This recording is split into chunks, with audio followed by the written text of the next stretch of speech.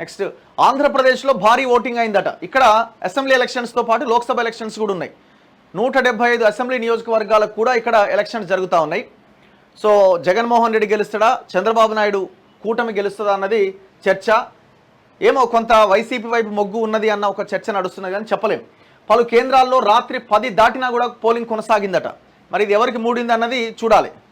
ఇప్పుడు ఇది ఇంత భయంకరంగా ఓట్లేసిరంటే అపోజిషన్ పార్టీకి ఓట్లేసిరా, ప్రభుత్వ వ్యతిరేకతన, లేదు ప్రభుత్వం చాలా గొప్పగా పనిచేసింది, వీళ్ళంతా కూటమి కట్టిరు, జగన్మోహన్ రెడ్డి మీద యుద్ధం చేస్తున్నారన్న యాంగిల్లో వెళ్ళి ప్రజలు ఓట్లేసిరా చూడాలి. సాయంత్రం 5 గంటల సమయానికి 68.04% పోలింగ్ నమోదైందట. మొత్తంగా 80% దాటొచ్చని ఎన్నికల సంఘం అంచనా వేస్తున్నది.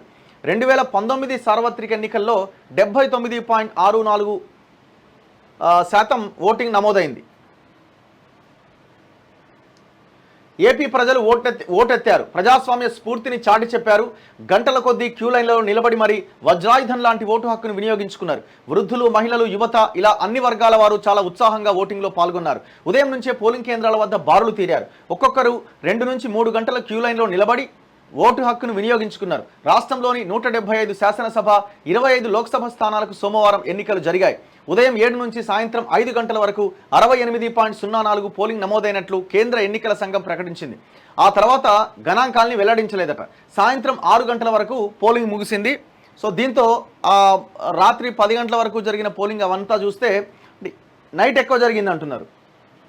సో దీంతో పోలింగ్ శాతం మరింత పెరిగే అవకాశం ఉందట. అప్పటికే దాదాపు 3,500కు పైగా పోలింగ్ కేంద్రాల పరిధిలోని క్యూ లైన్లలో ఒక్కో చోట కనీసం 100 మంది నుంచి 200 మంది బారులు తీరి ఉండడంతో వారందరికీ ఓటు వేసే అవకాశం కల్పించారు. దీంతో కొన్ని కేంద్రాల్లో రాత్రి 8 వరకు, మరికొన్ని కేంద్రాల్లో రాత్రి 10 గంటల వరకు పోలింగ్ కొనసాగింది. ఇంకొన్ని కేంద్రాల్లో మాత్రం రాత్రి 10 గంటల తర్వాత కూడా పోలింగ్ కొనసాగుతూనే ఉందట.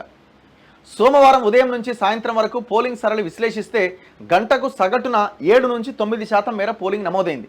ఈ లెక్కన చూసినా ఈ ఎన్నికల్లో 80%కి పైగా పోలింగ్ నమోదయ్యే అవకాశం ఉన్నది. 2019 సార్వత్రిక ఎన్నికల్లో ఆంధ్రప్రదేశ్లో 79.64% మేర పోలింగ్ జరిగింది. అప్పటితో పోలిస్తే ఈసారి పోలింగ్ శాతం పెరుగుతుందని అంచనా వేస్తున్నట్లు రాష్ట్ర ప్రధాన ఎన్నికల అధికారి ముఖేష్ కుమార్ మీనా ప్రకటించారు. మరి ఇది ప్రలోభాలు, పైసల వ్యవహారమా, లేదు ప్రభుత్వ వ్యతిరేకత, లేదు కూటమి జగన్మోహన్ రెడ్డి మీద చేస్తున్న ఫైట్ని ప్రజలు జీర్ణించుకోలేక ఓట్ల కోసం పోటెత్తిరా, ఎవరికి అనుకూలం అన్నది చూడాలి. గంటకు పోలింగ్ పెరిగిందట. జనం మనసు దోచుకున్న జనసేనట. భారీ విజయంపై టీడీపీ ధీమా. ఎవరి ధీమాలో వాళ్ళు ఉన్నారు. ఎన్డీఏ కూటమిదే గెలుపని చంద్రబాబు నాయుడు అంటున్నాడు. కానీ ఇక్కడ అంత ఈజీగా లేదు, చెప్పరాని సిచ్యువేషన్ ఉంది. ఇక అక్కడ దాడులు అనేది కామన్గానే జరిగినాయి కొన్ని ఏరియాల్లో. ఇగో మొత్తం రాళ్ళు ఇసురుకునే ఉంటుంది అక్కడ. మాచర్ల నియోజకవర్గంలో ఈవీఎం పరికరాలను ధ్వంసం చేసిరట. మొత్తం ఏడికాడికి బలగొట్టిరు.